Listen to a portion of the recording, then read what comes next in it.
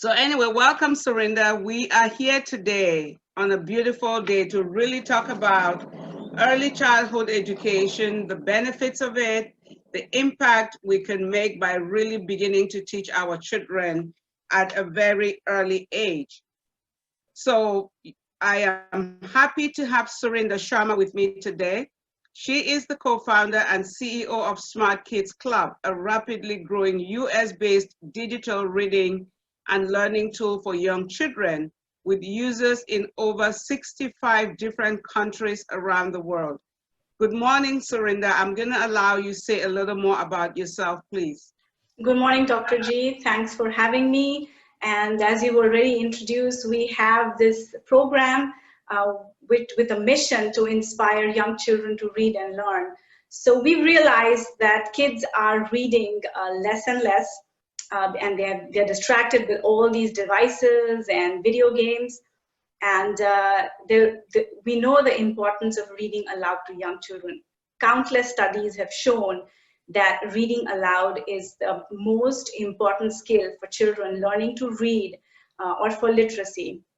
So we designed this platform and tool to make it easy for parents to read aloud with their children.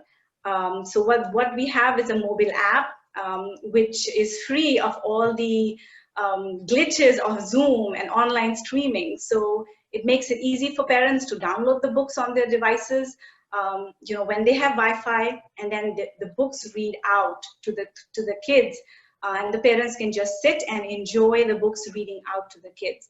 So we have a digital library, an entire digital library of educational books, and our focus is on young children under the age of 12 years because we want to catch them young. So that's what we do, and this is a tool in the hands of parents, in the hands of teachers.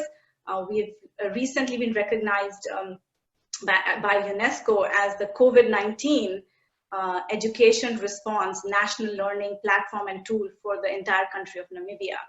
So we are trying to get this tool in the hands of every child and every parent to help them deal with all that is going on, the learning slides due to COVID, and the lack of reading in children. They're not motivated enough to read these days. So we have this beautiful app which has motivational rewards inside of the app, which encourage the kids to read more. And that's our goal, to have kids read more. Parents encourage their kids to read more. Absolutely. Thank you so much. Thank you very much. And, it is amazing that when you talk to so many people, and I'm just going to go back and say, most of us that come to this country, just because you just mentioned Namibia, we come here in search of the American dream, right? Mm-hmm. But you start to learn about so much, such as what we're going through right now with racism, injustices, and discrimination. You hear of people being shot, 7 bullets in the back, the knee on the neck, and you begin to wonder, are we here for the American dream or the American nightmare? So we are not just fighting for equality of rights, we're also fighting for equality in education. So for about this while now, we've been dealing with COVID-19.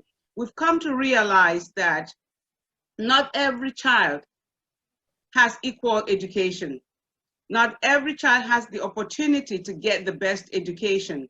So over the last year, what are some of the biggest issues in education equity brought forward due to COVID-19 pandemic, and what will be the impact going forward? Absolutely, Dr. G, you have really, pinpointed the issues that have been brought forward by COVID-19. So before COVID-19, there were, definitely kids of color, even in the US, were struggling to read. The proficiency in English reading at grade 4 level was 60% of the kids were below proficient in English reading in the US. And now after COVID-19 pandemic, the biggest challenges that have brought out in the open are equity gaps. So there is a huge gap in the people who do have access to the online learning and remote learning platforms. Now, because learning has moved totally online and distance learning, the parents and the children, majority of them, like probably more than 70%, are not able to access these online resources. So what is going to happen to them? They are going to fall further behind, and the gaps in equity in education are going to increase further. They were already there for people of color, and then obviously the poorest sections, low socioeconomic status people, they're already struggling in reading and literacy. And now these foundational years, when this is most important, is further heightened by the equity gaps, and digital divide is going to make this wider. You've already seen the Zoom glitches. Many of these schools systems that opened only recently in the US, were a cyber attack. They were hackers attacking the online sessions, and the kids were not able to get to online learning. There are delays in the laptop or hardware. So most of these kids do not have resources or digital technology to participate in online learning. And then, of course, there are privacy issues, because there are hackers who are hijacking the Zoom sessions, and especially important or dangerous for very young kids, in the elementary school. So these are all the big issues that are currently being faced by education and schools. The biggest of them is, the digital divide, the haves and have-nots. So the impact is definitely going to be on the learning loss. So many models have projected that the learning loss caused by COVID is going to be, the kids are going to be at least 1 year behind in their learning. We all have heard of the summer slide. In just 2 months, kids who are just beginning to read or have just acquired new vocabulary over the first part of their school, they lose everything in the summer if they're not reading, or if they're not keeping it up to date during in the summer. Now with COVID-19 school closures, which are now extending up to more than 6-7 months, and we don't know if the schools are going to stay open.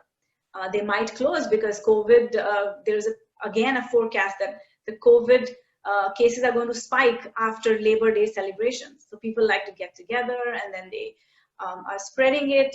So the impact will be huge learning losses. And I think it is in the hands of the parents to make sure that the kids do not lose this learning or whatever reading gains they have shown during the past year of no education. But it is very important for parents to have their kids continue to read, continue to do the math at home. I know parents are overwhelmed as well, because they have their own issues that they are struggling with, whether they use the laptop that they have at home for their work or for their children's online schooling. So there are so many issues, and which is actually going to widen the digital divide or equity gaps.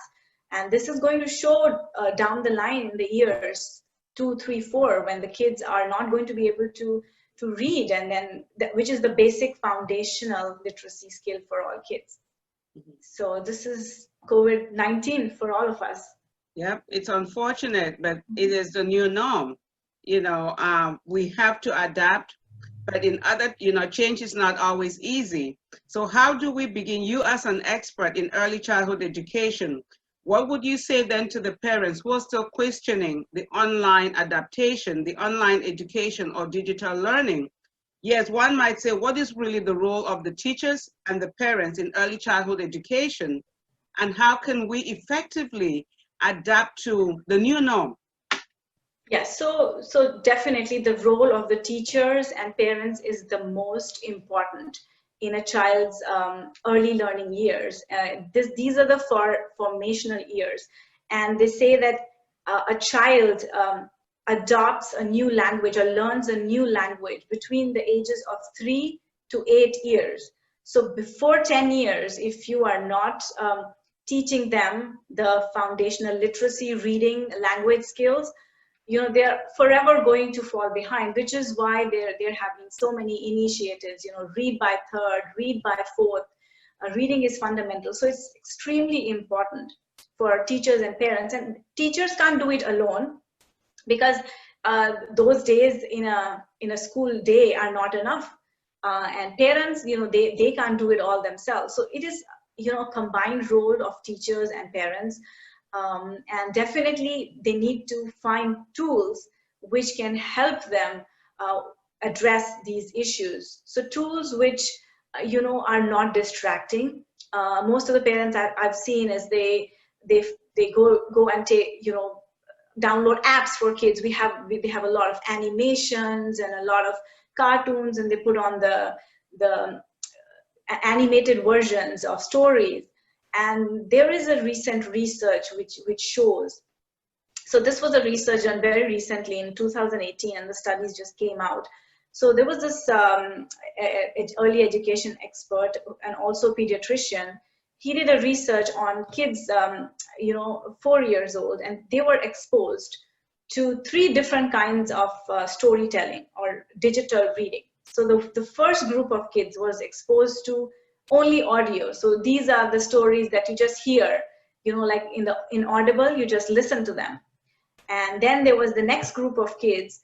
They were exposed to animations and cartoons and animated storytelling, right? With a lot of music, a lot of movement on the screen, and a lot of noises. And then the third group was a group which had simple narration with static images, which were just giving some clues to the child about what is being talked about.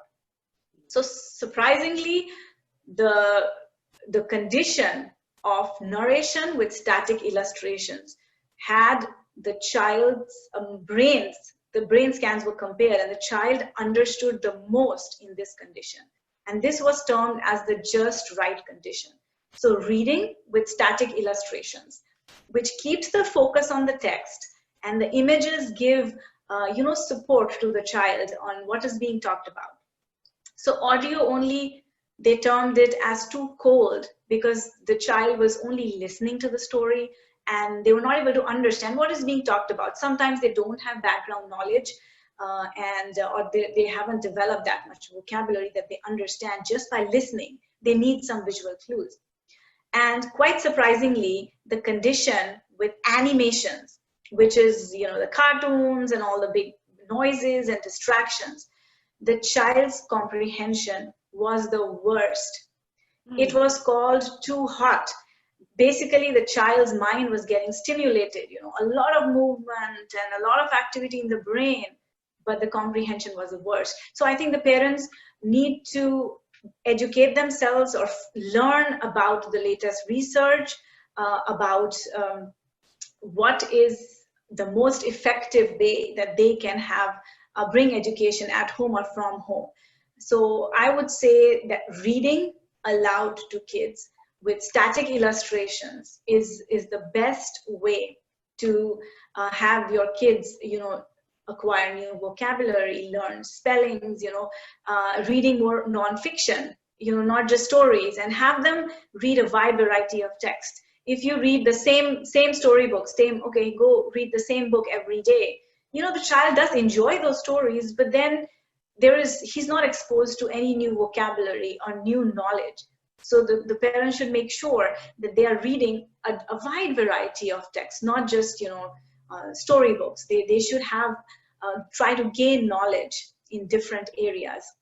And the other thing is that you don't need to spend hours and hours reading with your child to build literacy. 15-20 minutes of focused reading time every day is enough. And definitely kids need a lot of motivation from their parents. So the parents need to talk about the story or the book that they read, and the teacher should motivate them to read more. So this is all about encouraging the child and pushing them to read more. So if your child comes to you and says, hey, I want to play a video game, right? So you tell him, hey, why don't you read a book first, and then you will have your game time or play time. So set schedules.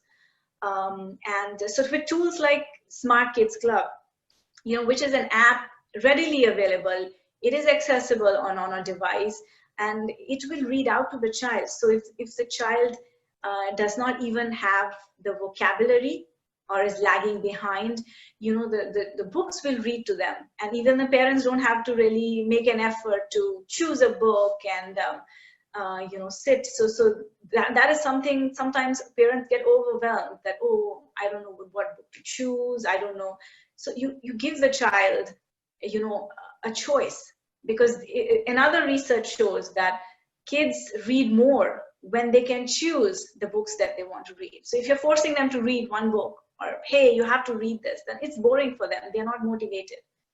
And so I think teachers and parents are going to play a very important role. And I think the teachers kind of create this atmosphere in the school. They encourage them and make sure that they educate the parents to have their child also read every day at home. I would think that reading is one of the most important. Reading aloud, reading with kids, reading to kids is one of the most important activity I think the parents should invest in when the kids are younger, because once the kids learn to read, then they are on their own. They can actually read themselves and learn. So I think that now with COVID, because the teachers are struggling with all this technology and their role is further limited, I think it is very important for parents to take this in their own hand and make sure that the child is spending at least 20 minutes, reading every day or doing the math at home. Absolutely. Awesome. As you are explaining vividly about the importance of parents and teachers being a part of a child's education, I grew up a child of a teacher. He taught for 50 years. But I vividly remember, I always felt as though I was in the classroom at home, because we always came from school to another school. You walk into my parents' home, there were blackboards everywhere with your assignments for the day. But I have to say that today I appreciate it more than I did back then, because I saw it as punishment when I was a child, but it paid off. I can honestly say that. So as an educator myself, I have always believed in a 50-50 rule. Even though I'm in higher education, it's not the same as in, K through 12, but it still plays the same value. So we all have to give something to be able to help the children. But I'm going to play the devil's advocate here. What if the families cannot afford all of these resources that they need to get the kids to where they need to be able to choose the age-appropriate books, language-appropriate books? How do we help them? What is the resources out there that parents who do not know how to choose the correct level for the kids, nor have a tablet or even afford your products, how can they get around that? Yeah, so this is a very important question, and I think this is something that parents are facing, and even ministries of education are facing around the world. So I think it is very important for the governments or the education departments to step in and provide such tools to the parents, so that they are able to access these resources. So for example, I would consider our app to be quite affordable, especially in the US, because the basic Read to Me app costs only $48 for the entire year of access. And the books are leveled according to the age, according to the grade, according to the reading levels, according to the type. So basically, we are not restricting the child to read a particular grade of books. This is an open library. It's like your portable library at home, right? You choose a book for your age level, and then if you see that your child is struggling to read, you go down an age level, right? And there is no shame in saying that, oh, every child is different. Every child has their own reading level and reading skill, and our goal is to push them to the higher level. But they can reach the higher level only if they are proficient in the basics, right? So you start from the basics. And for those who still can afford, such resources, there is, a lot of confusion out there. I understand there are more than 80,000 educational apps which claim that, oh, they provide some kind of education, and they're all scattered. Even teachers are overwhelmed with complicated technologies. There is one app for flashcards, a separate app for math, a separate app for alphabets, and a separate app for teaching numbers and counting.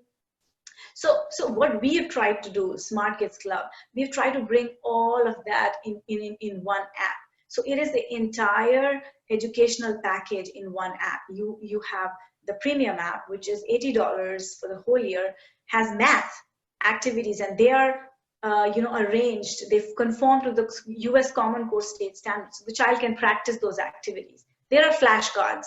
There are picture books to learn vocabulary, right? There are dialogic reading books where there are question prompts at the end, which help the parent and the teacher actually ask the kids questions about the book or the story they have read, which is very important for a child to understand. So what we have tried to do is make it easy for the parents and the teachers, and not to confuse them at all. It's super easy to use, and there's guided levels everywhere. Now, for example, in Namibia, where this has been implemented by the Ministry of Education for the whole country of Namibia, they are making this available to all the citizens and children free of cost, this app, right? And many of the parents who are able to download and use the app, they're very excited about it. And the biggest thing is that once the books are downloaded, it works offline, right? But there are still many parents in Namibia who say that we don't have these resources. We don't have the data to even download. We don't have the devices on which this app works. So I think this has to be a collective effort by the State Department or the Ministry of Education or school districts, whoever, to try to get these resources in the hands of the parents. Because parents cannot do this alone. The teachers can't do this alone. It has to be an effort directed, a collaborative effort by everyone. So technology has a great power. It has power and reach.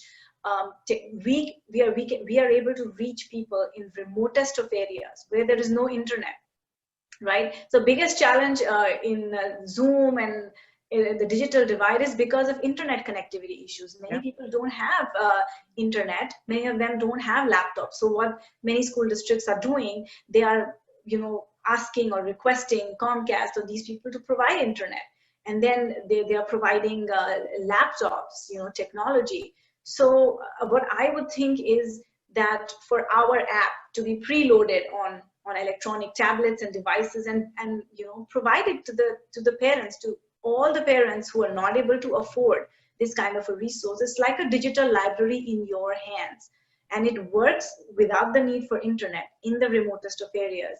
So unless there is a collaborative effort, and each and every kid in the remotest part, has these kind of resources, we cannot say that we are going to progress, or as a nation or as an economy, if we want to say that we want to build a future workforce who has a strong academic foundation. If the kids do not have the required resources, it is going to be really hard. So we do our part in trying to make a product designed to help parents and teachers even in the remotest areas. There's no need for internet, and then parents do their part in encouraging their child to read every day with this resource, and we have people or collaborators or investors or philanthropists who bring or sponsor such resources for these parents. Only then we can say that we are really taking care of all of our children. We cannot just say that, all right, the top 10% of kids who have everything, we are doing everything good for them.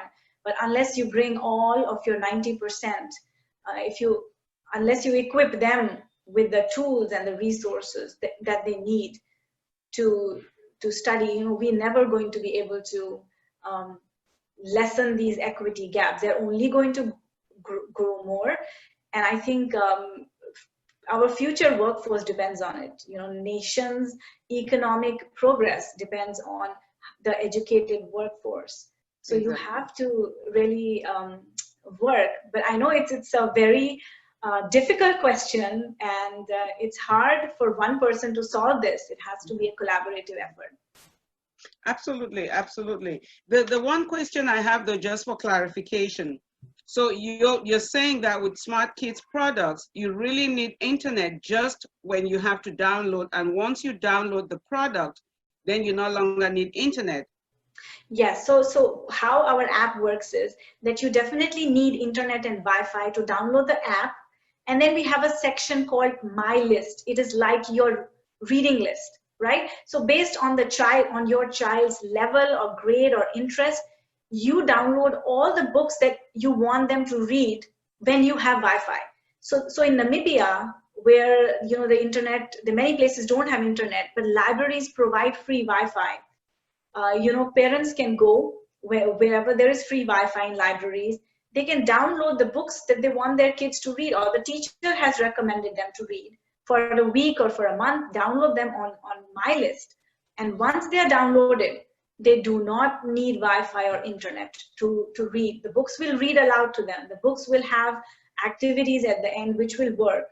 So basically, we are talking to many governments or places where there are immigrants and refugees where they don't have internet, to equip those children with a preloaded tablet with downloaded all the books from our app, preloaded, and give it to them. They don't need internet. That's the all they have on that tablet is books, and they're going to read. The books will read to them. The books have smart words which are difficult words, and when the kids tap on it, they can get the definition. So we have flashcards to practice vocabulary. So I know parents, they go and spend so much amount of money on different flashcards. Each deck that they buy, the physical flashcards, is I don't know, $2, $3, $4, $5 each. So we have over 200 flashcards which the kids can practice. They're like, it's a fun game. You just play, and the parents can spend a fun time with their kids, learning with flashcards. We have sing-along songs. So it's like a comprehensive library, and it works without internet, which is a great, it's a game changer. And we are actually presenting this at Education Alliance, a conference which is on 15 September, because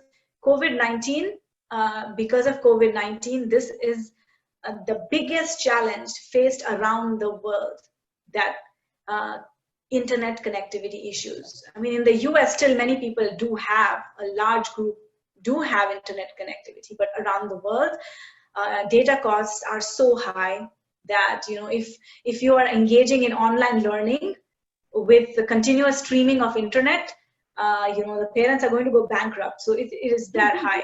So basically, we are trying to solve this issue, but what we can do as a company is design those tools, but then the governments or education foundations have to step in to help us make this available to all the parents. Absolutely.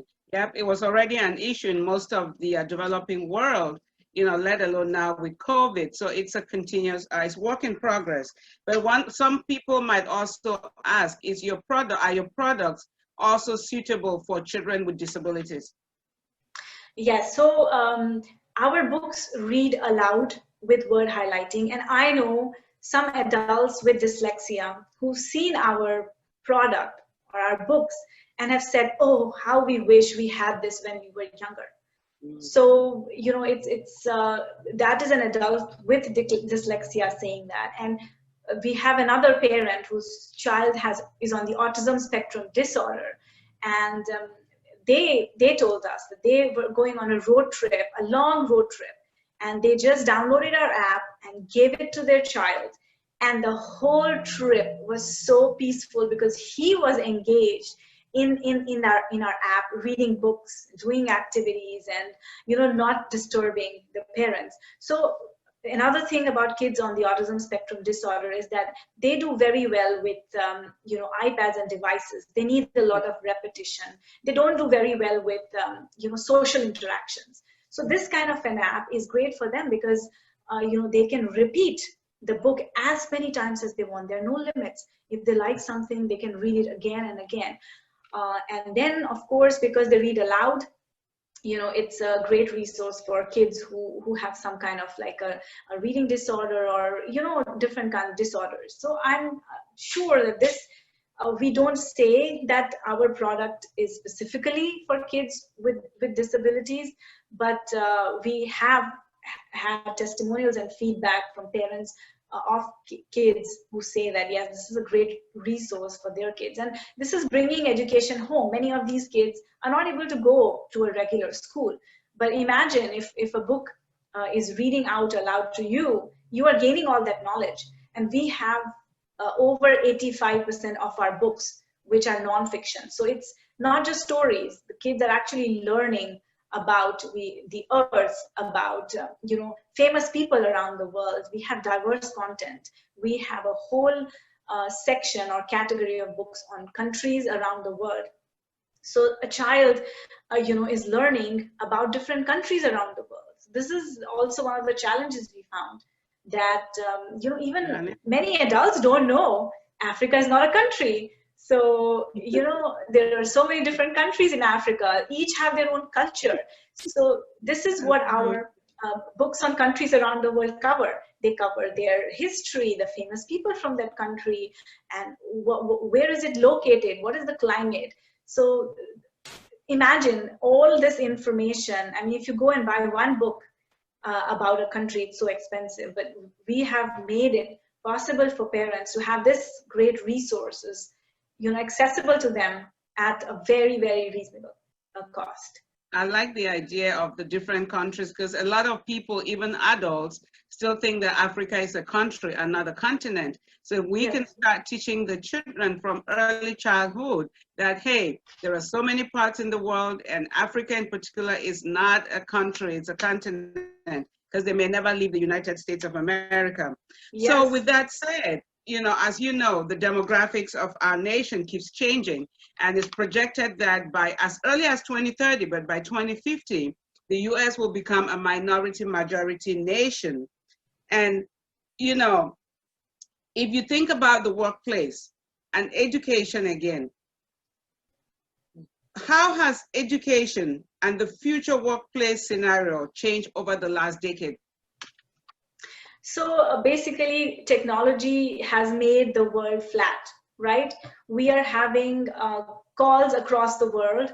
The boundaries of time have been erased. We are having conferences, virtual conferencing now, across countries. Now, like I said, I'm going to participate in a conference in September, and there are going to be participants and presenters from around the world.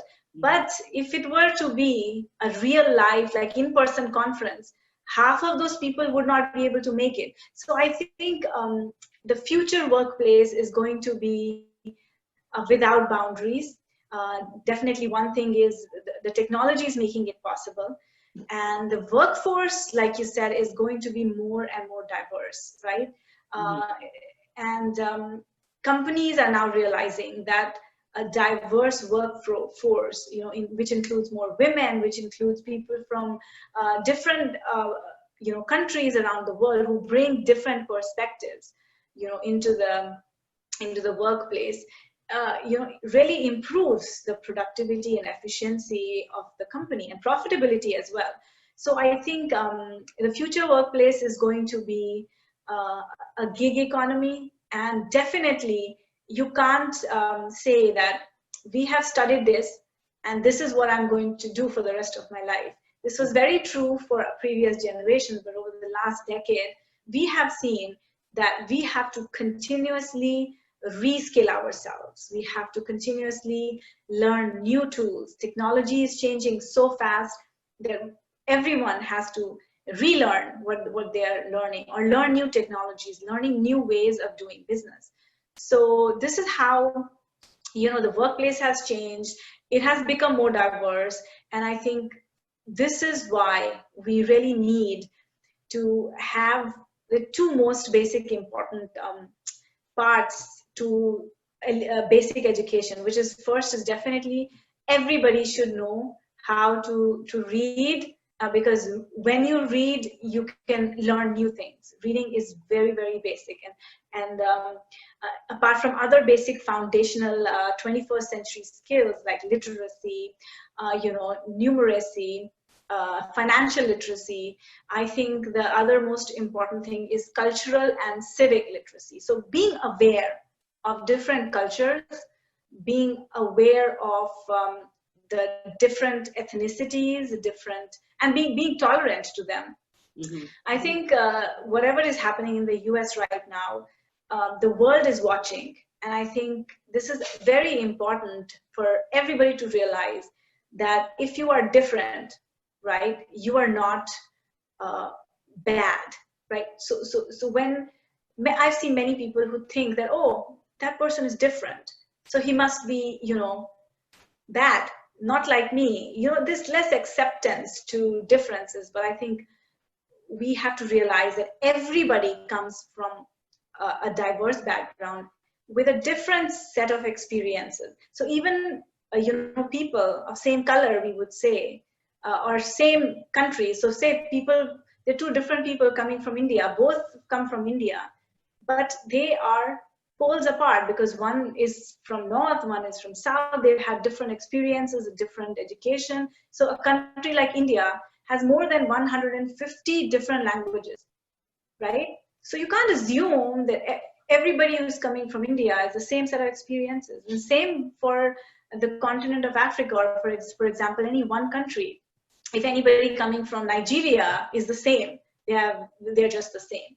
So this is very important for us to realize and be aware, which is your role as a diversity, you know, coach, to coach people. And I think if we start at a young level, kids are more receptive to accepting differences in other people.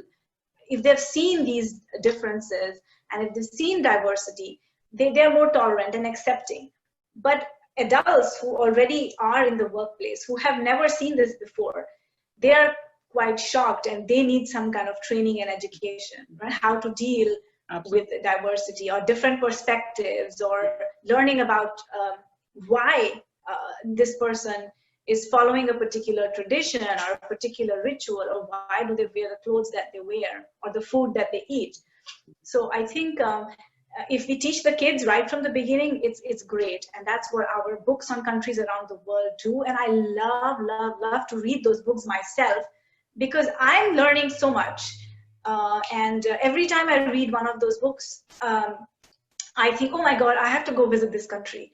So I think this is the kind of you know, books that we should be reading to our kids, reading with our kids, because we are going to be learning with them about how the history of a people, or how a country, you know, is what it is today. And because they're all going to come and work in the same workplace tomorrow, in the 21st century, where the boundaries are going to be flawed. We might not even be traveling anymore. We'll have Zoom calls for we're going to apply jobs across countries, because we can just do it, whatever we are doing, by Zoom. Mm-hmm, mm-hmm. Absolutely. I love that response. And, you know, just to add to that, with the workplace right now, people are working till they're in the late 70s. So you have different ages within the same workplace. You have different genders, different sex, different generations. They're saying what, about 5 to 6 generations at the workplace at the same time. So not only do we have to be sensitive to everyone's values and beliefs, we also now have to learn to resolve conflict, because not every generation handles conflict resolution the same. nor communicate the same. So we start to talk about cross-cultural communication, cross-gender, cross-age, and it's just so much that is challenging right now. But it all begins with us accepting and embracing the differences, so that together, understanding that we're first human, then we can work unanimously with one another. So I really like that. Your job is very tough. Dr. G, your job is really tough. But I think, like you said, the most important part is to be willing to learn. First, accept the differences, and then be willing to learn. Keep your eyes, your heart, your minds open to learning about new cultures. Don't make assumptions that, oh, this is what I see and this is what it should be. You know, be open. Yeah, exactly. So on that note, I'm going to take a pause for a minute and really talk about what we have coming on, and then we'll continue with your last few questions. And Eunity Solutions has designed a diversity and cultural sensitivity training for business owners, for leaders in our community, whether it's church, organization, corporate, schools, and everything else. So this course is really a signature course designed to help leaders who are interested in building anti-racial and inclusive work environments learn how to leverage those diverse talents that they have hired into their organizations, or do business with their customers for small businesses, really to understand the cultures that are within your community, understand how you can bring everyone to the table and the tools and strategies to use to do that, so that you are improving your employee engagement, you're giving them great job satisfaction, and hopefully retaining them, and overall return on your investment. So this course starts September 22nd. Enrollment is currently going on and ends September 11th. It's a 6-week, 100% online program, and we meet 1 hour every week on Tuesday nights at 9 p.m. So if you're interested, there's a lot that you can, more details about it. You can reach out to us through our website, which is eunityeducation.online or eunitysolutions.com. You can connect with us that way, and we can give you more details about this course.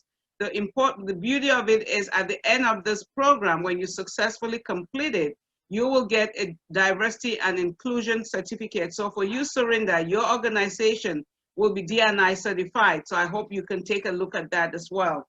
So with that said, I am going to move to your next question, which is, with the current situation we're living in right now, and with everything that we have discussed, how is your company taking advantage and addressing the digital divide and equity gaps that still exist? Yes, thanks for that question. So our company, like I said, the app is designed in a way to work without the continuous internet streaming. And this is what is the biggest challenge for educators and for parents around the world, not only in the US. So how our company is doing this is, we are actually now, we are already in Namibia, and we are now talking to other countries in Africa, and we are working with partners and ministries of education to make this resource available for their kids, at a nationwide level.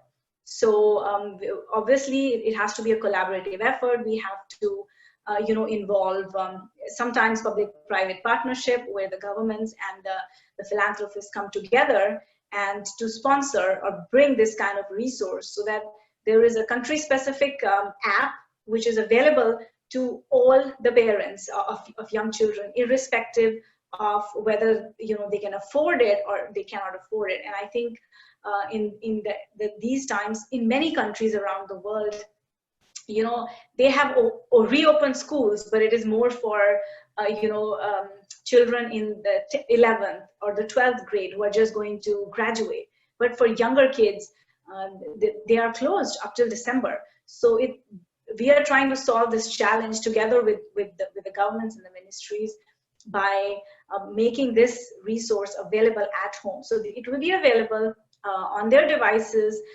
through their mobile app providers, and they can download it free of cost. Obviously the government will sponsor it, or whoever wants to sponsor it, and the kids can prevent the learning slide, because the other way that some countries are doing it is that they're having their teachers involved in, you know, sending links to our books. So for example, a first grade teacher will have a list of the books that they teach in their first grade, and they communicate well through WhatsApp or whatever different countries, you know, they use whatever communication model method, SMS or WhatsApp, and they send the direct links to the parents each week or each day, that this is the book and the activity you want to do today. This is the book for today, for this week or for this month.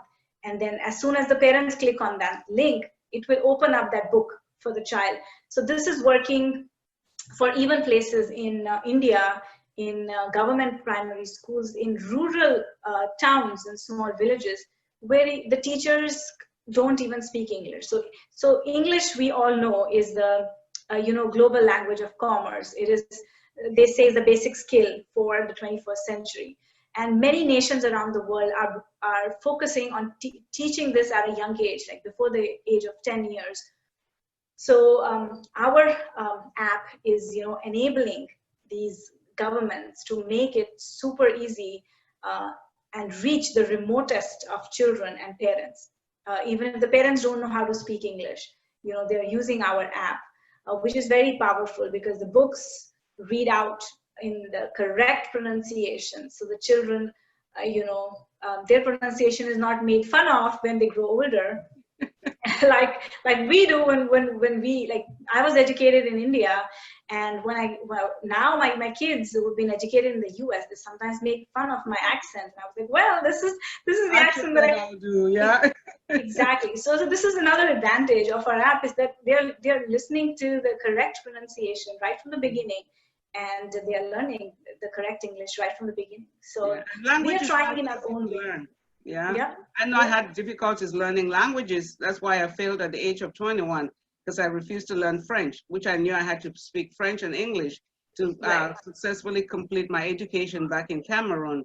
So language is very difficult and challenging, and our kids do make fun of us. Those are kids that are born here in the US, you know. Yep. But let me look back here. You have some greetings on Facebook from Linda.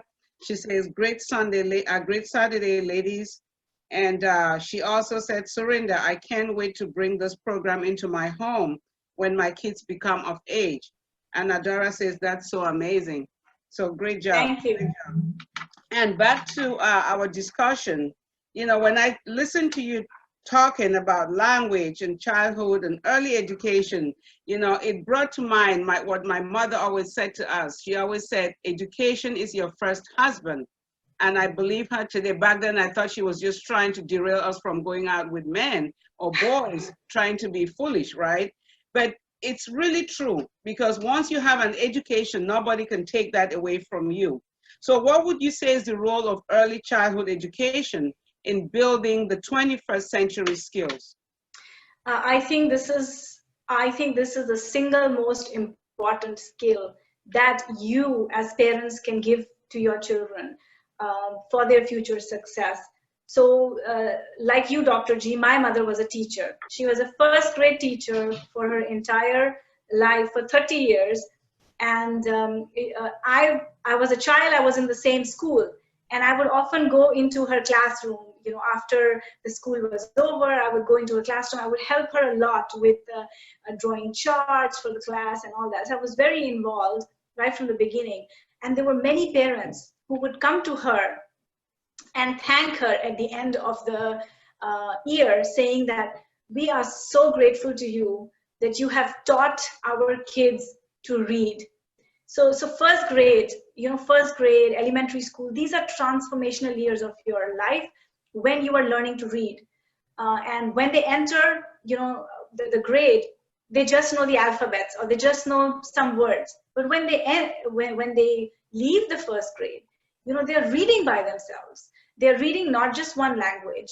Like in India, we used to have two languages, English and Hindi. So they would be reading both the languages proficiently by the end of first grade. And the parents were like forever grateful. So I think, like you said, reading reading literacy is the most basic foundational skill you can give to your children, because I was a single child.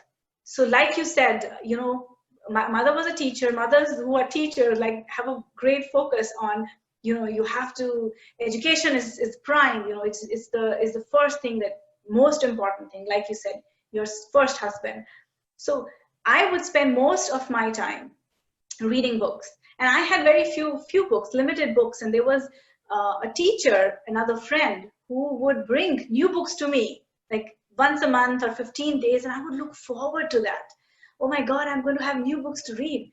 So I think now the parents have so many resources, you know, and we have this amazing resource we have built, Smart Kidz Club, that there are so many good books that you can read with your child and enjoy with your child. You can motivate your child to read. So I understand that, you know, not all kids love reading, and these days they're like, oh, we don't want to read, it's boring.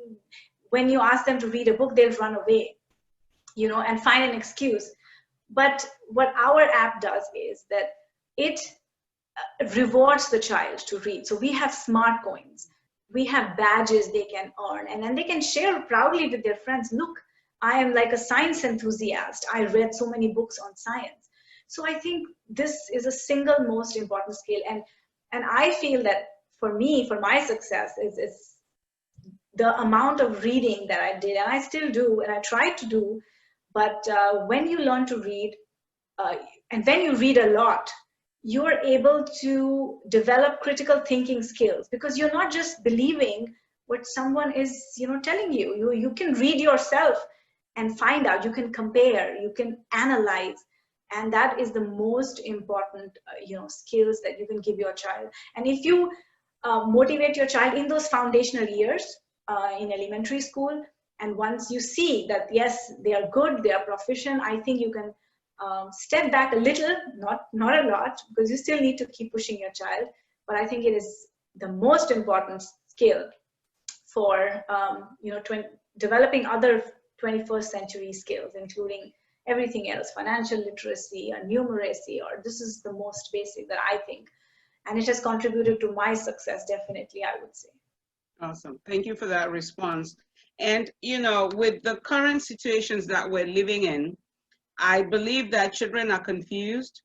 They really don't understand what is going on.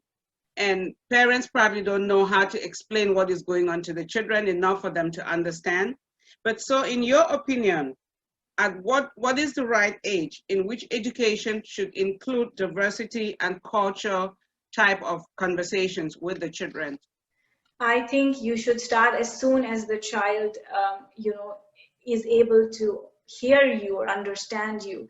They say that even babies can respond to the differences, you know, in color or the person that they meet.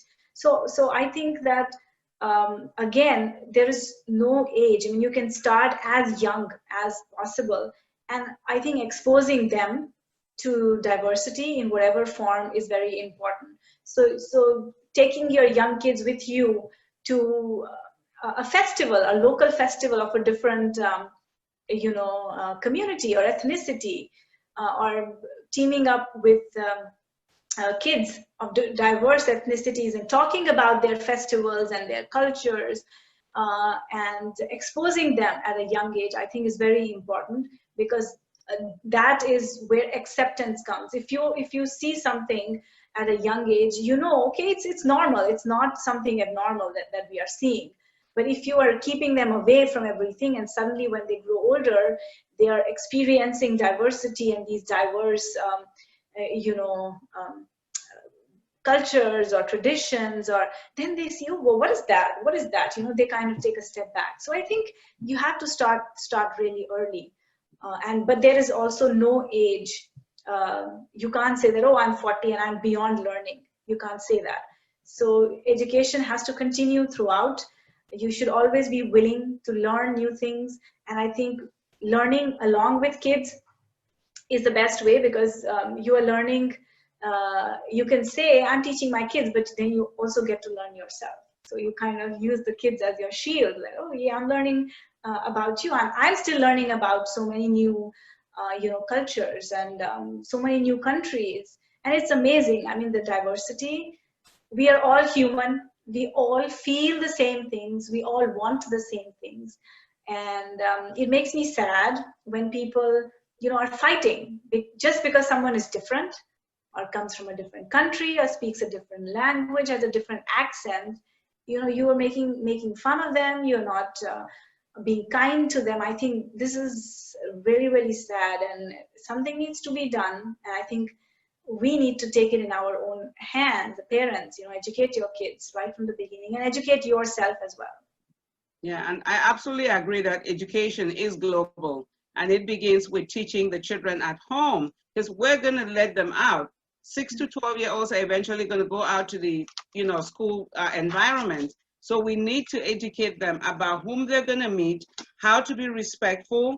It's not just about, book. There is things that surround the actual academic environment, and that comes with knowing that you're dealing with other humans, that you're supposed to respect and embrace their differences, so that you can also learn things that they have to bring on the table. That's why the inclusion part of it is very significant. But I totally agree that it has to begin at home, because if we don't teach them, then they get lost in the system. And if they get lost, there's multiple problems that can come along with that. So thank you so much for a wonderful discussion. I am going to give you a few minutes if you have anything about your business that you want to share with the audience, whether it's sales coming on, whether it's other programs you have coming up, and please feel free to do that, and how they can contact you if they need to. Thank you so much, Dr. G. It was a fun conversation, and our apps are available on both Google and Apple app stores. You can download them, look for Smart Kidz Club, and kids is with a Z, Smart Kidz Club premium app, which is the more advanced version with math and activities. And the Smart Kidz Club Read to Me is the basic version. So if your child is very little and just beginning to read, I think you can do the Read to Me version, which costs only $48 for the entire year. We have over 1,000 books and resources. We have flashcards, we have sing-along songs. So it's like, I think, the most comprehensive collection of educational material you can have for your kids at home. It is, we also started reading circles. We'll see how that goes, but I think read aloud with your kids every day. Our app is going to help you with that. You don't need to worry about reading aloud. You just have your child sit on your lap or next to you and have the books read out to you. And there is a whole knowledge awaiting. I mean, this world is such a beautiful place with beautiful people, with beautiful countries. And I hope that you can read about all these from the books in our app and also get to visit them one day, because I certainly hope that. Thank you for listening. Oh, thank you so much. And thank you for coming on and taking off your busy Saturday, your restful weekend, to have this great conversation. And I will add to what she has already said. This is in 65 countries around the world. I actually see 2 people watching from Cameroon. Cameroon has not really had a consistent kids going to school over the last couple of years with the political situation back home. So this might be a good resource for them if you can get into that country, but definitely a good product. It's age sensitive, and anyone can get it. You do not need internet connection after you download the product. And so I thank you so much for coming on, and I thank you to all of our audience for coming on and watching. I see Jane, I see Linda, I see Adora, and many others keep coming in and out. I see Nithi, Taneya, Jane, thank you all for watching. Please go ahead and share. This was some very informative and great discussion. And I thank you so much, Surinder, for always being there and for answering the call. Thank you. You're invited, you have an open invitation. Anything you want to talk about, please come back and let's have another conversation. Thank you, Dr. G. You're welcome. Thank you. Have a great weekend. You too. Thank you. And bye-bye, everyone. Bye. Let me